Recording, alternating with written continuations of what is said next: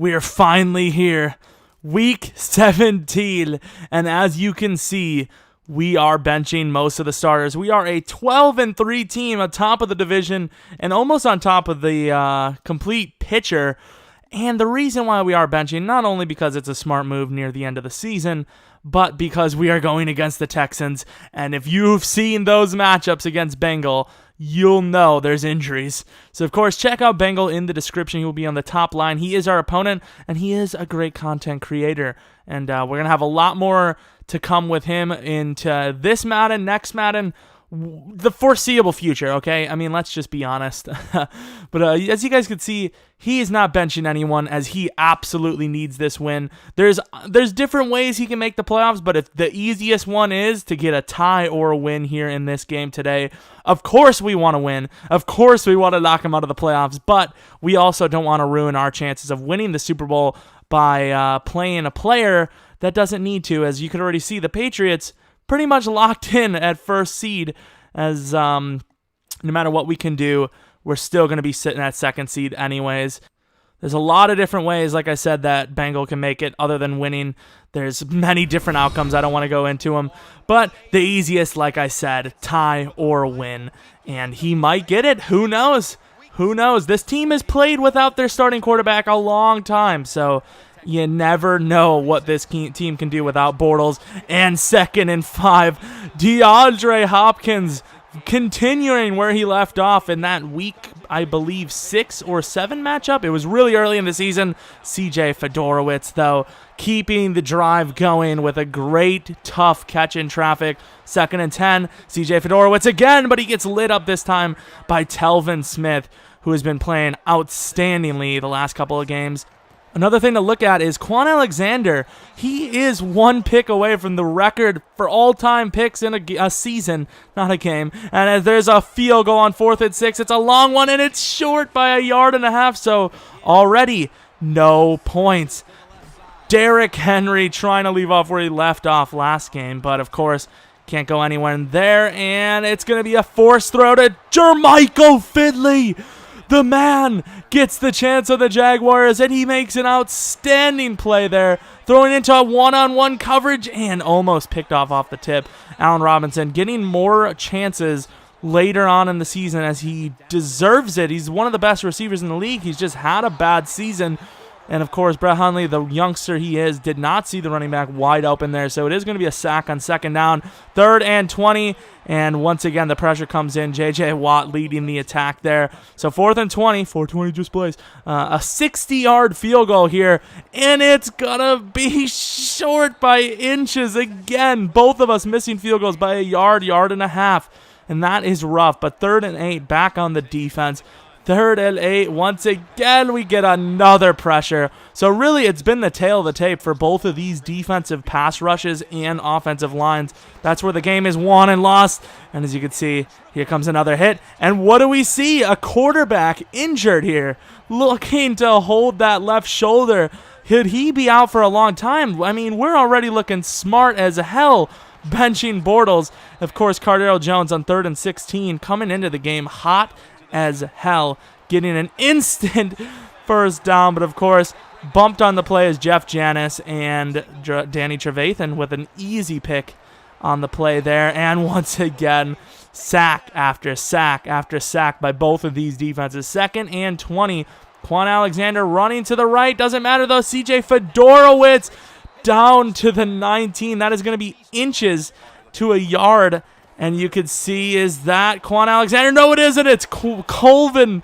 Oh, Colvin making a huge play as a backup, starting into the line because this defensive backfield is injured. It really is. And on 2nd and 10, Derrick Henry to the outside. That's nothing but trouble for defenses as he gains 13 yards on the play. But after a few bad plays and a sack, 3rd and 16, back at it again, throwing up a one-on-one shot, and it is intercepted. So over the top, Jason Verrett makes an insane play. Pretty much just like a pretty decent punt anyways. Wide open is Fedorowicz yet again. Nobody can cover him. I don't know what's going on. 2nd and 10. Quan Alexander over the middle. Not going to get a huge hit on DeAndre Hopkins by Terrence Newman, who also is injured there, holding his wrists. 1st and 10, and it's going to be a throw, but he doesn't get it off because of the pressure. Bruce Irvin, almost every middle linebacker, or every linebacker in general, almost getting a sack here. And Quan Alexander, no, it's going to be Jalen Ramsey with another pick, just like Verrett. So both teams really struggling here. On 1st and 10, rolling out to the left side is Hundley again, who's back in the game, and Tunsil barely running in and saving the play there. That could have been disastrous. That was a walk-in touchdown there. Right bumper wide open, and the youngster can't get it done. That is going to be a safety. So the first points of the game is 2-0. What a joke of a game by both teams. And Quan Alexander gets the record. It's all over. The record has been stolen.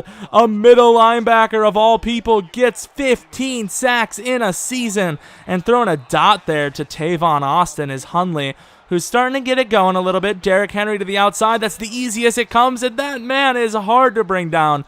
You'd think the Jaguars would use him a little bit more, but apparently that is not the case. On 1st and goal to the outside, Danny Trevathan with his 2nd interception on the game. He is without a doubt saving this team big time.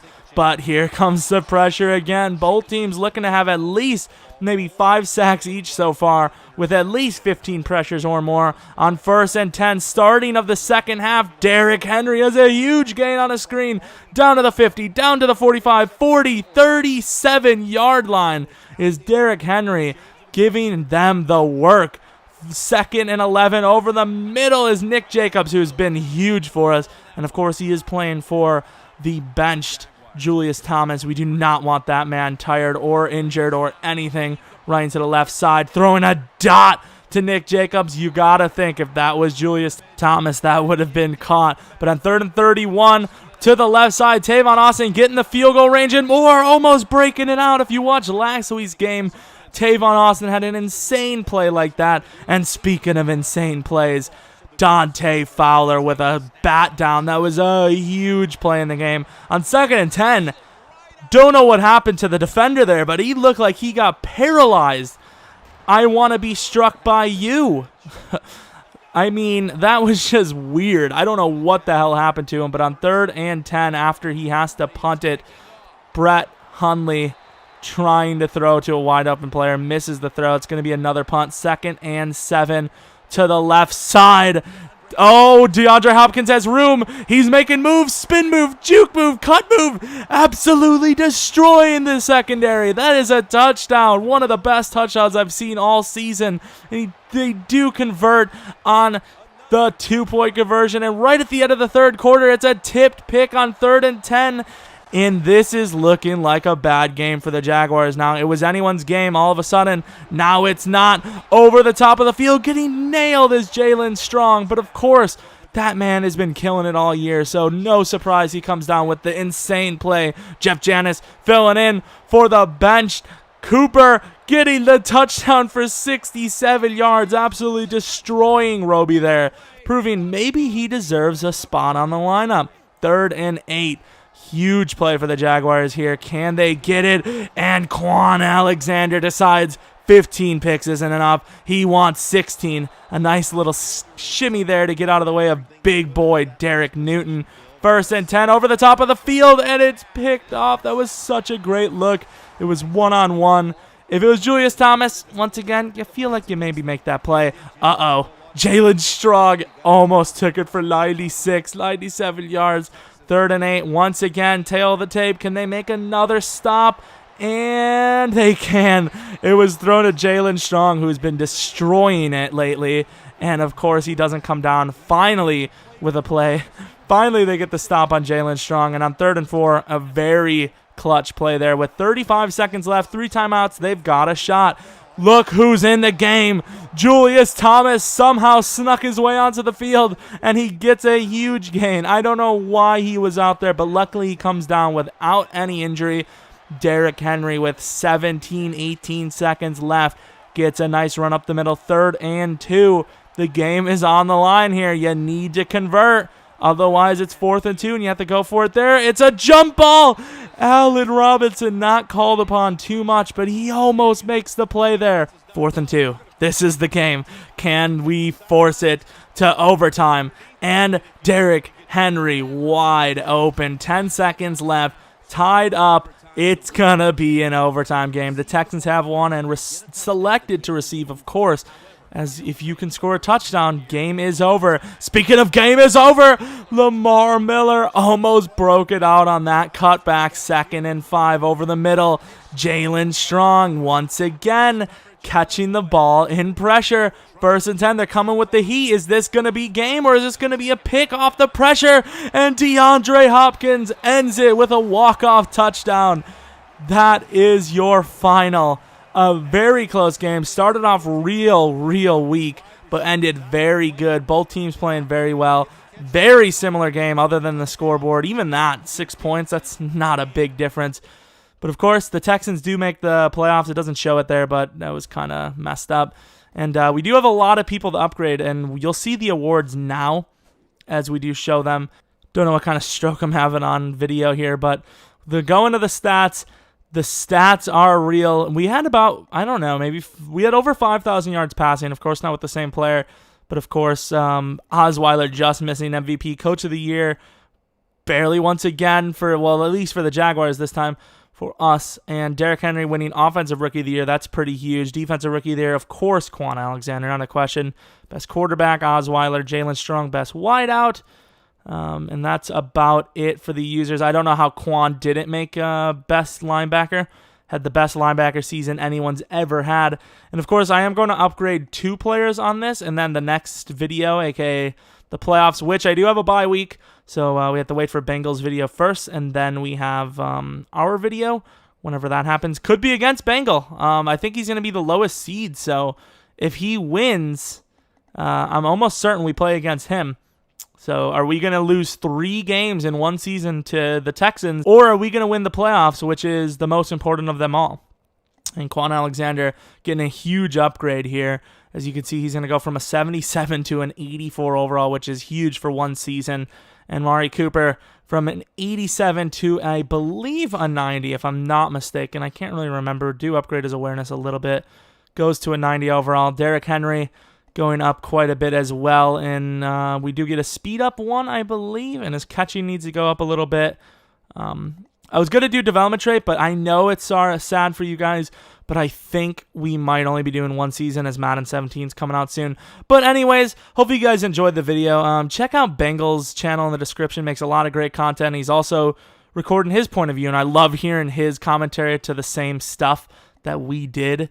And, hopefully you subscribe to either of our channels, maybe like and share the videos, and just come back. So hopefully you guys come back for next video, but until next video, see ya! What is going on, guys? We are back with Week 16 of the Jacksonville Jaguars franchise. So what is going on, guys? We are back with another video, and, yeah, that's not the record we're looking for. I totally forgot to derank. So, yeah, you just watched one of my videos. You could probably leave now. There's nothing really here left for you, other than maybe like and subscribe or something. Bye!